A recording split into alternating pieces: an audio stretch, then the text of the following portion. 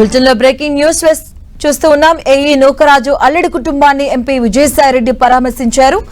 రావులపాలెంలోని జగదీష్ రెడ్డి ఇంటికి వెళ్లిన విజయసాయిరెడ్డి వారిని పరామర్శించి నూకరాజు కుటుంబం బలవన్మరణానికి గల కారణాలు తెలుసుకున్నారు.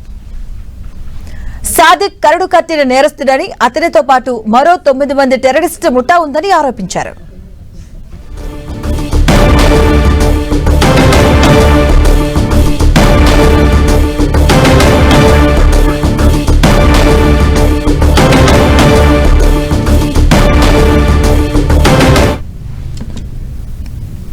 నాకున్న సమాచారం ప్రకారం సాదిక్తో పాటు మరో 9 మంది అదే సామాజిక వర్గానికి చెందినటువంటి వ్యక్తుల ముఠా, అంటే మొత్తం ఒక 10 మంది ఒక టెర్రరిస్టుల ముఠా. దురదృష్టవశాత్తు ఈ 10 మంది కూడా ముస్లిం మతానికి చెందినటువంటి వాళ్ళుగా సమాచారం వస్తూ ఉంది. ఈ యొక్క